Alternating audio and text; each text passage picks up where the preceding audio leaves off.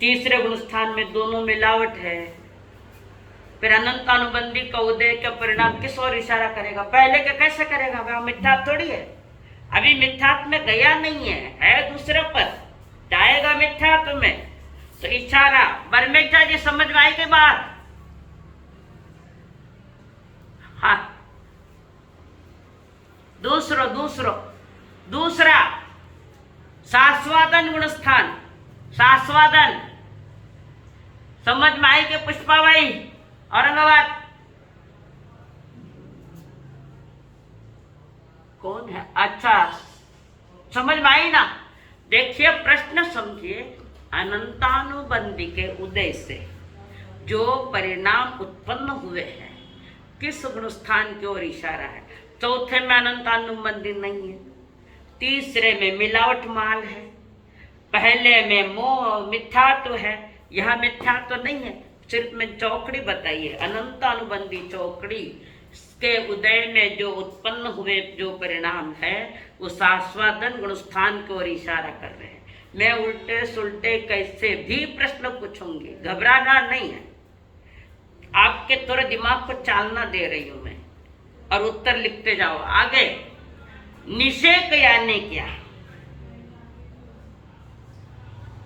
कल आया था वो शब्द निषेक, निषेक यानी क्या? हाँ बताइए बर्मेजा जी। निषेक, आवाज बंद कर दे। निषेक यानी क्या शारदा जी? हाँ चलिए आगे, इधर मंगला जी। ये कौन है? वेदमुत्था, शारदा वेदमुत्था। आवाज आ रही ना मेरी? हाँ साधना जी मलकापुर वाले। निषेक यानी क्या?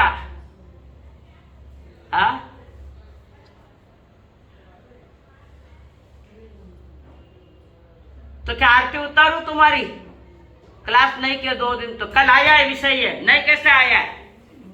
आया था, बिना आए मैं प्रश्न नहीं करती। चलिए इधर कौन है ये? जी नहीं, हाँ मिक्की। निषेक यानी क्या? नहीं आ रहा, ठीक कोई बात नहीं। हाँ ममता जी कांकरिया। देखो कल नहीं आया, कैसा है? चाप संकित की बात चली थी जब, उसका विशेष अर्थ बार बार उदाहरण देकर चाप संकित समझा रही थी मैं, उसमें निषेक शब्द आया है। और तुम्हारे पास अगर वो पन्ना है तो उसमें देख लो निषेक शब्द है कि नहीं है। पढ़ते तो नहीं कुछ, अरे वो आया ही नहीं, कैसे नहीं आया? आया भी ना, मैं थोड़ी लिख रही हूं। क्षायोपशमिक संकित से, ध्यान से सुनना, क्षायोपशमिक संकित, आवाज नहीं। कौन बच्चा बोल रहा है उसको प्लीज थोड़ा सा शांत करो। क्षायोपशमिक संकित से कितने जीव मोक्ष गए?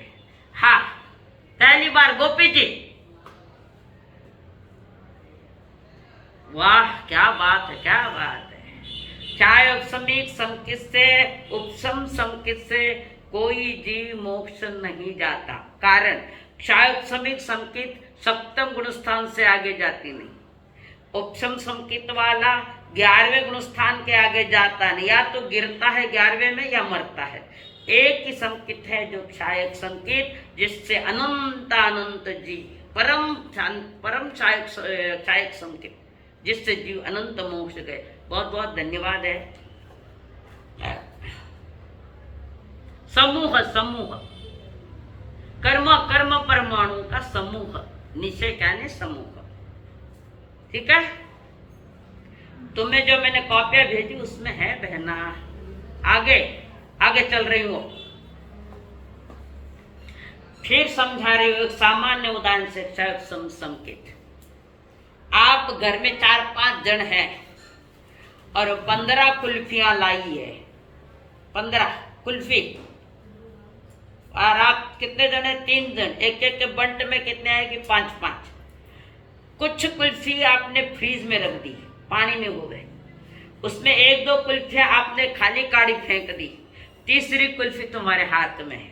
जो कुल्फी हाथ में है उसको कहेंगे हम संकित मोहनिया। जो कुल्फियां खा के काढ़िया फेंक दी उसको हम कहेंगे कुछ उदय कर्मों का क्षय किया है। और कुछ कुल्फियां फ्रीज में है उसका हम कहेंगे उपशम। अब समझ में आया उदाहरण? ये तुम्हारा लोकल उदाहरण। कुछ कुल्फियां, 2 कुल्फियां फ्रीज में है, 1 कुल्फी हाथ में है, 2 कुल्फियां खाली खत्म कर दी, यानी कुछ कर्म खत्म कर दिए वो क्षय। 1 कुल्फी हाथ में है वो संकित मोहनीय, और 2 कुल्फियां फ्रीज में पड़ी है वो उपशम। अब आया उदाहरण ध्यान में? क्षयोपशम संकेत, ऐसे ही संकित मोहनी का उदय है। कुछ प्रकार देखो, जैसे मिथ्या तो भी है, हर प्रकृति के अनंत अनंत परमाणु है। मिथ्यात्व को भी दबाया है तो कुछ मिथ्यात्व का टुकड़ा निकल गया है, सही किया है, कुछ सभी नहीं, हर प्रकृति का कुछ कुछ कुछ कुछ गया है, कुछ कुछ रहा हुआ है, और उदय में है संकित मोहनी। आया ध्यान में? सब की सब 6 प्रकृतियां नष्ट नहीं की है, पूरी पूरी नष्ट नहीं है, थोड़ी थोड़ी नष्ट की है, थोड़ी थोड़ी जो उदय में नहीं आई उसको दबाया है। और एक का उदय है संकित मोहनिया। समझ में आई बात? कुछ क्षय, कुछ उपशम और एक का उदय, ये है क्षयोपशमिक सम के। और एक बात निश्चित है, ये क्षयोपशमिक सम के अशुद्ध है, इससे जीव सप्तम गुण स्थान से आगे नहीं जाता है। आगे इस संकेत में 3 प्रकार के दोष लगते हैं। कौन से? क्षयोपशमिक संकेत में 3 प्रकार से दोष लगते हैं। एक है चल दोष, चल यानी नाना प्रकार के आत्मा के गुण पर्यायों में जो श्रद्धान है उसमें वो चलायमान है, विचलित है। जो संकेत उसने आत्मा के जो गुण है और गुणों के जो पर्याय यानी अवस्था है, जैसे ज्ञान गुण है, मति श्रुति अवधि मन पर केवल ज्ञान, ये उसकी अवस्थाएं ज्ञान गुण की है। तो दर्शन की अवस्थाएं क्या है? चक्षु अचक्षु अवधि केवल, निद्रा निद्रा निद्रा, प्रचला प्रचला ध्यान। इसमें ये जो चल जो दोष है, चल दोष लग रहा है कि वो आत्मा के कुछ गुण और उसके अवस्थाओं में चलित है, विचलित है, स्थिर नहीं है, ये चल दोष कह रहा है।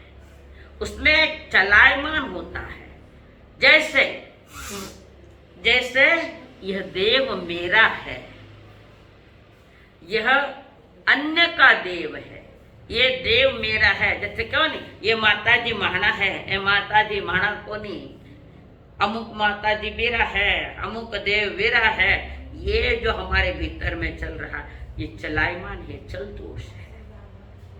या अरिहंत मेरा है, ये उनके नहीं है, उनके कोई दूसरे ही देव है, ये चलायमान। आत्मा के गुणों में आत्मा का जो ज्ञान गुण, जो निर्णय सही ढंग से करना चाहिए, वो आत्मा ज्ञान गुण से निर्णय नहीं हो पा रहा है, कारण वो विचलित है। और कई भी देखो लोग संसार में व्यवहार में भी कोई नया व्यापार करने जाते हो, अगर आपका मन विचलित है तो वह व्यापार करना नहीं। जिस दिन आपका मन कहेगा कि ये करेंगे और बड़े जोर शोर से करेंगे, स्थिरता के साथ करेंगे, तो वो व्यापार करना। कोई कार्य करे, हुएला का नहीं हुएला, हुएला का नहीं हुएला मत करना, होगा ही तो फिर वो निर्णय तुम्हारा सही है। तो यहाँ ज्ञान निर्णय नहीं दे पा रहा है, कारण ये क्षयोपशम संकित है। ज्ञानावरणीय कर्म के परमाणु भी उसमें पड़े हुए हैं अभी, कारण ये सर्वघाती वाले ज्ञानावरण, दर्शनावरण, मोहनीय अंतरा है। आत्मा के गुणों की जो घात करे वो घाती कर्मचार है, और जो आत्मा के गुणों की घात तो नहीं करे पर आयुष्य कर्म ने रोक रखा है, पर उसकी उम्र वो पूरी हुई न जा नहीं सकता।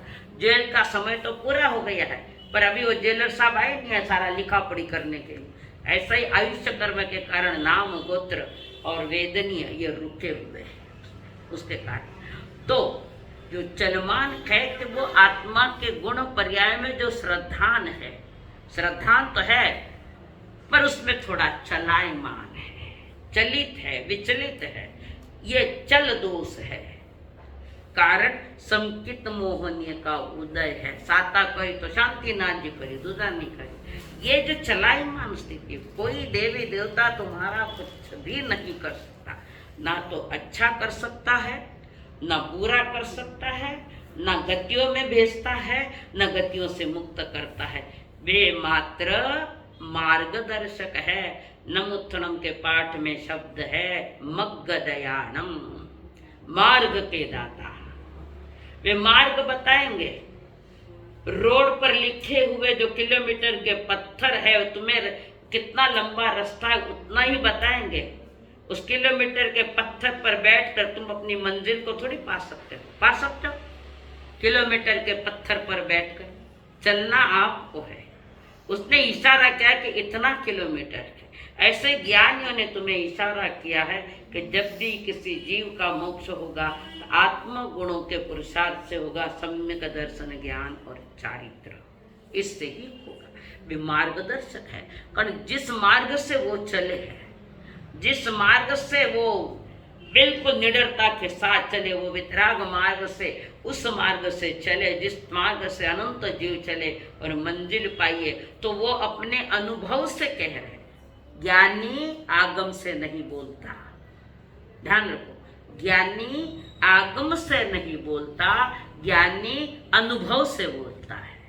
तो अरिहंत के अपने अनुभव है और अनुभवों से उन्होंने कहा है कि जिस मार्ग से हम आकर मंजिल पाई, आप इसी मार्ग से आओ। इसलिए छद्मस्त अवस्था में तीर्थंकर देशना नहीं देते हैं। संपूर्ण अनुभव जब प्राप्त हुआ, जब केवल ज्ञान हो जाता है, तो कोई कमी नहीं रही। सारे ज्ञानावरणीय कर्म निकल चुके हैं, ज्ञानावरणीय। तब वे केवली बनकर समोसरण में बैठकर बोलते हैं। तो उनके हाथ में आगम नहीं होते हैं, उनके पास प्रचंड अनुभव है। मोक्ष मार्ग का प्रचंड अनुभव है। उनका अनुभव ज्ञानी हमारे लिए आगम ज्ञान हो गया। तब वो आगे जाकर आगम लिखे गए हैं। ज्ञानी अरिहंत देव हो, तीर्थंकर देव हो, चाहे केवली हो, उनके हाथ में कोई कागज नहीं होता। वे अपने अनुभव से बात करते हैं। और यही अनुभव आगे जाकर जो गणधरों ने लिखे हैं, या आगे जाकर लगभग 980 वर्ष बाद वांछनाएं हुई, कारण ज्ञान में निर्मलता कमी होने लगी, तब उन्होंने थोड़ा विस्मरण होने लगा। तब उन आचार्यों ने बड़ी दूर दृष्टि रख के ये आगम लिखे, जिसको जितना याद था उतना लिख दिया। तो यहाँ पर ये चलायमान की जो बात आती है कि आत्मा के जो गुण हैं, आत्मा के जो भी गुण है और उस गुणों की अवस्थाएं हैं, जैसे ज्ञान गुण है, दर्शन गुण है, चारित्र गुण है, उनकी जो अवस्थाएं हैं जिसको आगम में पर्याय कहते हैं। बात ध्यान रखो इसे। तो उसमें उसको थोड़ा श्रद्धा कम ज्यादा डोलायमान हो लगता है। जैसे दिए की जोत हवा के झोंके से ऐसी कांपती है, ऐसा ये है चलायमान। ये चल दोष, मल दोष, सम्यक तत्व, मोहनीय प्रकृति के उदय से सम्यक दर्शन में, किसका दर्शन मोहनीय का वहां उदय हुआ है, उसको कारण पूरे तो उसने खत्म किए नहीं, कुछ किए न कुछ मिटाए है, कुछ दबाए। एक तो दर्शन मोहनीय कर्म के उदय में जो शंका पैदा हो जाती है अस्तित्व के प्रति, यानी आत्मा के प्रति, निज आत्मा के प्रति, निज आत्मा के गुणों के प्रति, निज आत्मा की अवस्थाओं के प्रति बीच में जो शंकादि दोष उत्पन्न होता है, शंका, शंका, कंका, विचिकित्सा, शंका, डाउटफुल स्थिति पैदा हो जाती है आत्मगुणों में। वो जो डाउटफुल स्थिति पैदा होती है वो उसको कहते हैं मल, मैल। ये दर्शन मोहनीय का मेल उदय हो गया, थोड़ा पूरा खत्म हुआ नहीं हुआ अभी। तो जहाँ मल उसको कहते हैं मल।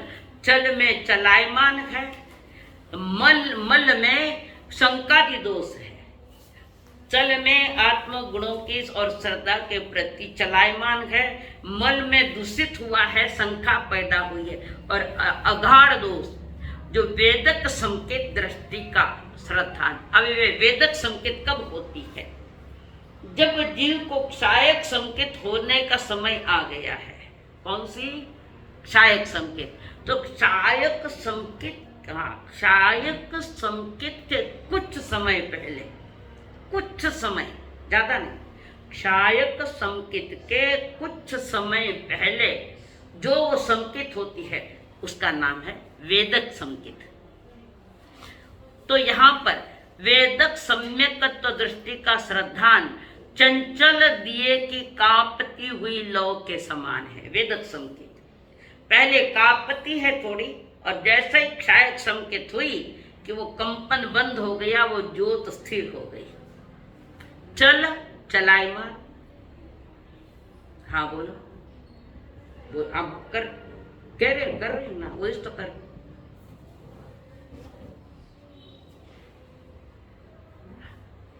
जो जिसके पहले जो थोड़ा सम्यक दर्शन, वेदक सम्यक दर्शन होता है, अनुभव होता है। पहले वेदक आता है। वेदक है वेदन करना, अनुभव करना वेदक का। तो वहां पर वो वेदक संकेत आती है वहां पर, और फिर वेदक संकेत पूर्ण क्षायक संकेत में परिवर्तित हो जाती है। तो जो अगर वेदक सम्यक दृष्टि का श्रद्धान, तो क्षायक संकेत के पहले जो वेदक संकेत है उसमें थोड़ा सा मोक्षणीय कर्म का, थोड़ा दर्शन मोह का थोड़ा उदय है, तो वो कंपती लोक के समान वेदक संकेत है। और जीव अपने पुरुषार्थ से उस वेदक संकेत को उड़ा देता है और वहां वो क्षायक संकेत प्राप्त करता है। वेदक संकेत वे दूषित है और क्षायक संकेत पूर्ण शुद्ध है अनंत काल तक। जिस समय क्षायक संकेत पाई है तो अनंत काल तक ये क्षायक संकेत होती है। और मोक्ष मार्ग में यही संकेत काम आती है, बाकी कोई संकेत नहीं। एक यही है मोक्ष मार्ग के लिए क्षायक संकेत। सभी अरहंत, आगे उदाहरण दे रहे हो, सभी अरहंत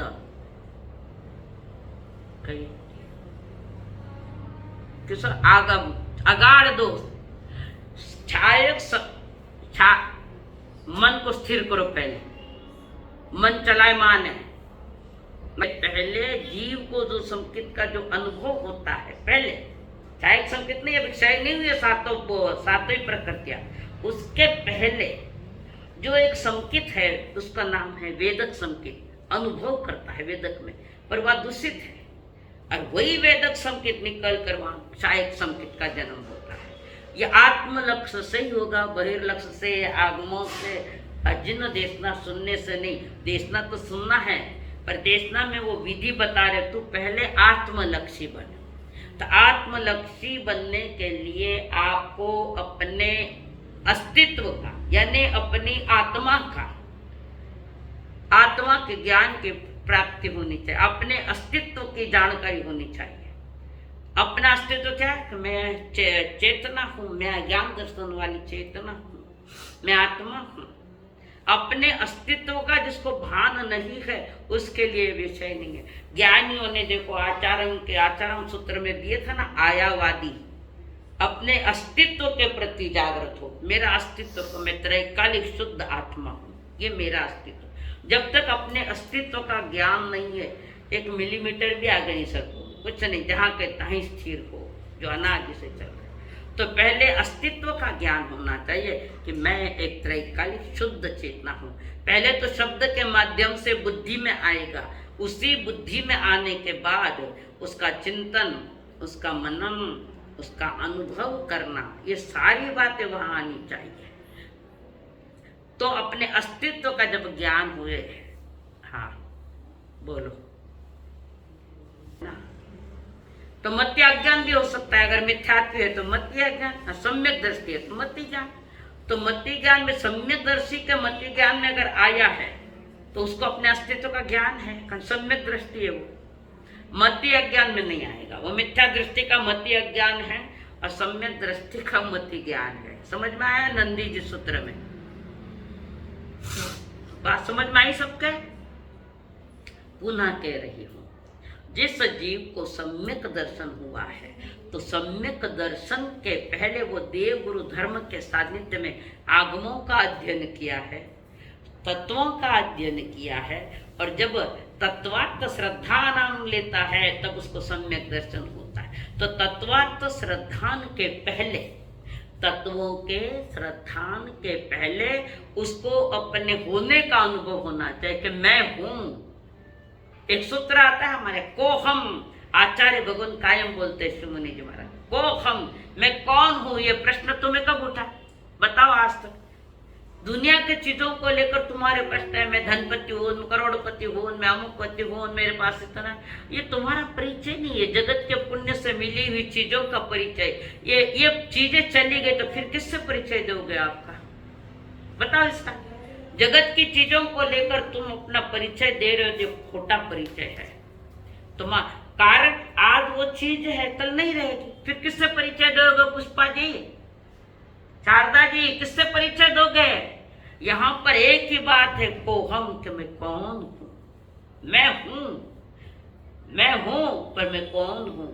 फिर कहते सो हम, जो अरिहंत, सो यानी अरिहंत, मैं अरिहंत देव स्वरूप हूं, मैं अरिहंत देव स्वरूप हूं, मेरा स्वरूप भी अरिहंत स्वरूप जैसा है। तो वो सोहम, और उस सोहम में अगर आपको जो कुछ मिले तो आपके अस्तित्व का होना आपको मिल जाएगा कि मैं भी एक त्रैकालिक शुद्ध आत्मा हूं।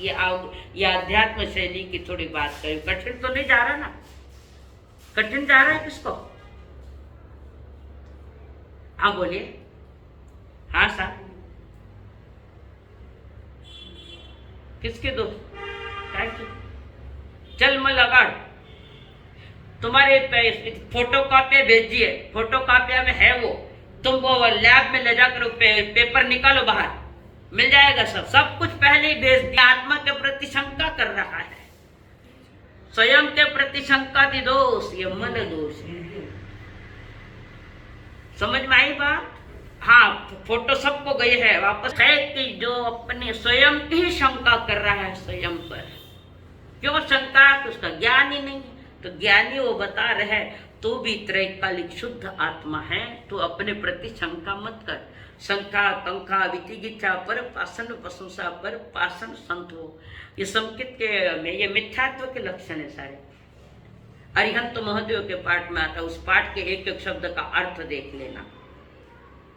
चल हुआ मलु अगाड़ कि जैसे जो दिए की जोत ऐसी थोड़ी चलायमान हवा का झोंका आया है, वो जोत ऐसी ऐसी लव कंपती है, ऐसे ही इस क्षण संकेत में निज के प्रति पूर्ण श्रद्धा नहीं है। ऐसा थोड़ा थोड़ा श्रद्धा में चंचलता आती है। श्रद्धा में दिए की ज्योत के समान जैसे चंचलता आती है, यानी दर्शन मोहनीय के हवा का झोंका आया है। किसका? दर्शन मोहनीय कर्म के हवा का झोंका आया है। तो तुम्हारे श्रद्धान में जैसे लो कपती है, ऐसे तुम्हारी श्रद्धा कंपायमान। ऐसा हो सकता है क्या? अभी तो हमारा व्यवहार सम्यक दर्शन भी दूषित है, सारा है ही नहीं सम्यक दर्शन।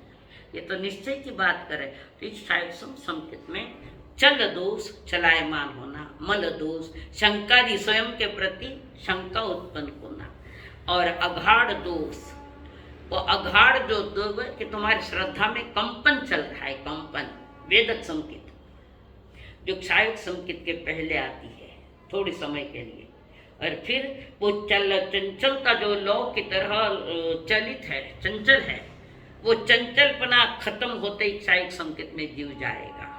यह है क्षायोपम संकेत की बात बता रही हूँ। इसमें 3 में दोष लगे, और जिस समय ये तीनों ही दोष खत्म हो जाएंगे तो आपकी क्षायोपम संकेत क्षायक में चली जाएगी। क्षायक संकेत जो मोक्ष मार्ग में जो संकेत कारण है वो है मात्र एक क्षायक संकेत, उपशम भी नहीं क्षोभसम भी नहीं, पर उपकार तो उपशम का है। उपशम ने बीज बोया है और क्षायक ने बीज को फलीभूत किया है। समझ में आई बात? उपशम ने बीज बोया है, अनादि मिथ्या दृष्टि को पहली बार उपशम संकेत आइए। उपशम संकेत का भी अत्यंत अनंत उपकार है कि यही बीज फलीभूत होता है तो क्षायक संकेत को जन्म देता है। तो क्षायक संकेत को जन्म देने वाली कौन सी संकेत, बोलो आवाज। हाँ, तो उपशम संकेत वो शुद्ध है, तो शुद्ध ने शुद्ध को जन्म दिया है। बीज सही है तो फल भी सही आएगा। कहते ना जैसा बीज बोया वैसा फल, यहां भी ऐसा ही पकड़ो। उपशम संकेत ने शुद्ध बीज बोया, भले वो चला गया कोई काल के अंतराल में, पर वही उपशम संकेत शुद्ध है, इसलिए क्षायक संकेत भी शुद्ध है।